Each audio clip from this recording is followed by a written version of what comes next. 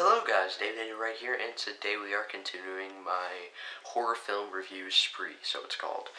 Now, I was going to review Insidious, or the Insidious series, but I decided not to do that because I just talked about The Conjuring and its spin-off Annabelle, and I just didn't want to review another James Wan movie, even though Annabelle isn't actually a James Wan movie, but I just didn't feel like reviewing James Wan movies, and also, it would be best for me to review the Insidious films when I've actually seen all of the Insidious films, because I've only seen the first two at the moment. I have not seen the third one yet. I wasn't planning on going to see it before I saw the reviews for it. They said, oh yeah, it's actually pretty good. So I will eventually get you reviews for the Insidious trilogy when I see Insidious Chapter 3. I might see it in theaters, I don't know. But anyways, it's more likely that I'll just wait until it comes out on Redbox and I'll just review the Insidious trilogy. But anyway, yeah, let's get on to the movie that we are actually reviewing today. Now, this movie is The Babadook. It came out in 2014, and it stars Essie Davis and a kid that I don't know the name of, but he's actually a really good actor. But anyway, so basically it's just Essie Davis and her son live in this house, and one night he wants her to read him a storybook, and so he just picks a random thing that he sees on the shelf, and it's this book called Mr. Babadook. And let me say, this is the creepiest pop-up book you've ever seen. I mean, this it's creepy. Sorry, but wow, this is blurry. I'm just gonna move this camera over here so it's not getting shown on it. There. Okay, I'm just gonna sit like this. This feels awkward right now, but whatever. Continuing the review. And so basically, the book creeps out the mom and the kid alike, and so she puts the book away, coaxes him off to bed. But things start to happen in the house, and basically you get a really scary movie, because this movie, I'm not gonna lie, this is still blurry, what in the world? Okay, this movie scared the crap out of me. I'm not gonna lie, I watched like 70% of the movie like this. And there was literally a part where I was like, ah! Out loud. I'm serious. Creepy movie. But yeah, let's get into the characters. Now, Essie Davis, she was really great in this movie. I heard that she was great, and that was not enough to describe. She was amazing in this movie. I'm serious. That was just a fantastic performance. It sucks that she didn't even get nominated for an Oscar. That was stupid.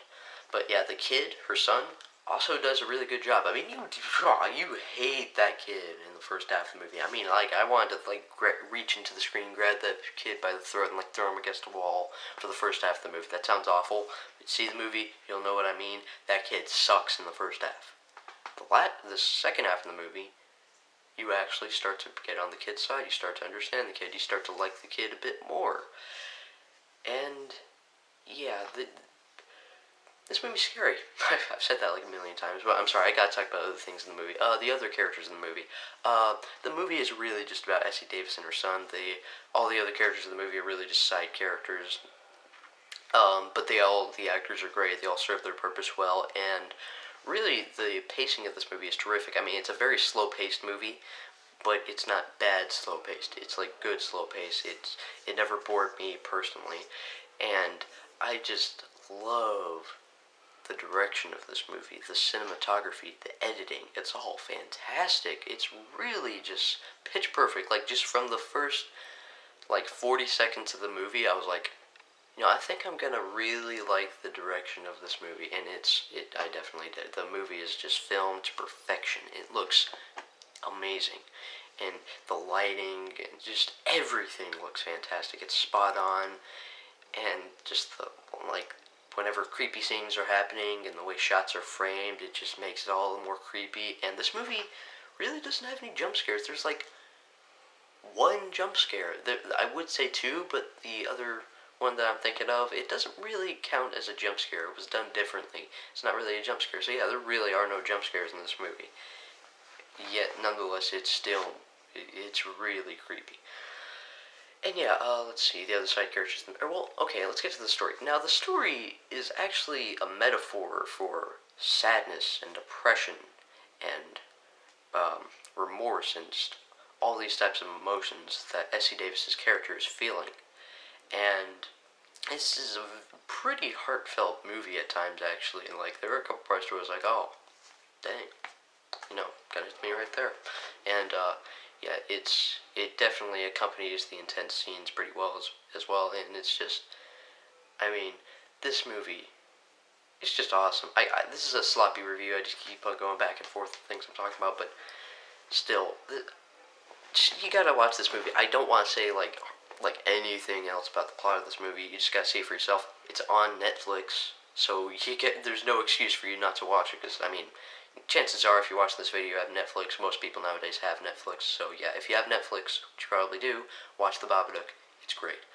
Now, I don't actually have any problems with this movie, but I can't quite get it to an A plus. So I'm going to give The Babadook an A, just because I just didn't enjoy it on the level of an A plus. I just can't quite get up there. Oh, also, another thing, without spoiling anything, in regards to The Babadook, just there's no CGI. It's all practical, and it looks great. And yeah, so anyway, guys. Oh yeah, that's right. Gore rating. Sorry. The gore rating, I give it a 2. It's a little bloody. It's not gory at all. It's not bad.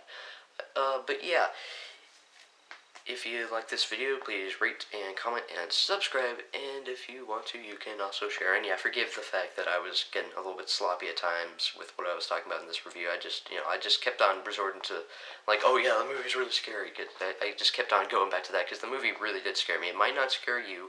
You might find it boring. I know my dad didn't like it. He thought it was really boring and didn't scare him at all. But whatever. Anyway, guys, if you like this video, please rate and comment and subscribe. And if you want to, you can also share. Get out of my face.